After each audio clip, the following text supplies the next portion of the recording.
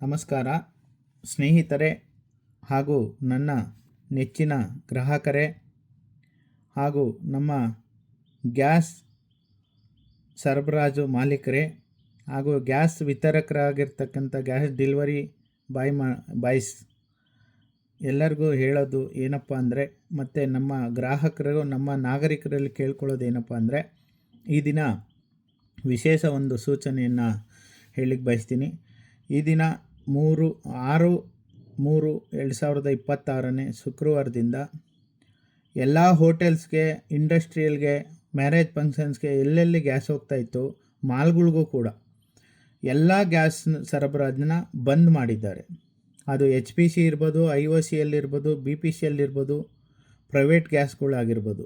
ಏನೋ ಇವತ್ತು ನಾಳೆ ಒಂಚೂರು ಸ್ಟಾಕ್ ಇರೋದನ್ನ ಸ್ವಲ್ಪ ಕೊಟ್ಕೊಂಡು ಮೇಂಟೈನ್ ಮಾಡ್ಬೋದೇ ಹೊರತು ಇನ್ನು ಮುಂದೆ ಗ್ಯಾಸು ಸಿಗ್ತಾ ಇಲ್ಲ. ಕಾರಣ ಗೊತ್ತಿದೆ ನಿಮಗೆ, ಯುದ್ಧ ನಡೀತಾ ಇರೋದ್ರಿಂದ ಕಚ್ಚಾ ತೈಲ ಭಾರತಕ್ಕೆ ಕೆಲವೊಂದು ದೇಶಗಳಿಗೆ ಸರಬರಾಜು ಆಗ್ತಾಯಿಲ್ಲ. ಹಾಗಾಗಿ ಈ ಸಮಸ್ಯೆ ಎದುರಾಗಿರೋದ್ರಿಂದ ಪ್ರತಿಯೊಂದು ಇಂಡಸ್ಟ್ರಿ, ಹೋಟೆಲ್ಲು ಪ್ರತಿಯೊಂದು ಈಗ ಗ್ಯಾಸ್ ಸಿಗದೆ ಬಂದ್ ಮಾಡೋ ಪರಿಸ್ಥಿತಿಗೆ ಬಂದು ಕೂತಿದ್ದೀವಿ. ಇನ್ನು ಕೆಲವೇ ದಿನಗಳಲ್ಲಿ ಮುನ್ಸೂಚನೆಗೆ ಹೇಳಬೇಕು, ಡೊಮೆಸ್ಟಿಕ್ ಮನೆಗೂ ಕೂಡ ಗ್ಯಾಸ್ ಸಿಗಲ್ಲ, ಆ ಪರಿಸ್ಥಿತಿಗೆ ನಾವು ತಲುಪಿದ್ದೇವೆ. ಅಟ್ಲೀಸ್ಟ್ ಕರೋನಾ ಬಂದಾಗ ಗ್ಯಾಸಾರು ಸಿಗ್ತಾಯಿತ್ತು, ಈಗ ಅದೂ ಇಲ್ಲಾಂದರೆ ಹೆಂಗೂ ಊಟ ಮಾಡೋದು?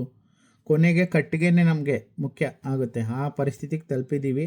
ಇದು ನಮ್ಮ ದುರಾದೃಷ್ಟಕರ ಅಂತ ಹೇಳಲಿಕ್ಕೆ ಇಷ್ಟಪಡ್ತೀನಿ. ನೋಡೋಣ, ಈಗ ಕಂಪನಿಗಳು ಯಾವಾಗ ನಮಗೆ ಮತ್ತೆ ಸರಬರಾಜಿಗೆ ಅವಕಾಶ ಕೊಡುತ್ತೋ ಆವಾಗ ಡಿಸ್ಟ್ರಿಬ್ಯೂಟ್ರುಗಳು ನಿಮ್ಗೂ ಸರಬರಾಜು ಮಾಡಲಿಕ್ಕೆ ಅವಕಾಶ ಆಗುತ್ತೆ. ಇಲ್ಲಾಂದರೆ ಈಗ ಗ್ಯಾಸ್ ಸಿಗಲ್ಲ. ಇದು 100% ಸತ್ಯದ ಮಾತು. Ministry of India already announce ಮಾಡಿದೆ, ಇವತ್ತಿಂದ ಕಮರ್ಷಿಯಲ್ ಗ್ಯಾಸ್ನ ಸರಬರಾಜು ಮಾಡಬೇಡಿ ಅಂತ. ಡೊಮೆಸ್ಟಿಕ್ಗೆ ಅವೈಲೇಬಲ್ ಇದೆ, ಅದರಲ್ಲೂ ಕೆಲವೊಂದು ವರ್ಗದವ್ರಿಗೆ ಮಾತ್ರ ಕಡ್ಡಾಯ ಕೊಡಲೇಬೇಕು ಅಂತಲೂ ಆರ್ಡ್ರ್ ಆಗಿದೆ.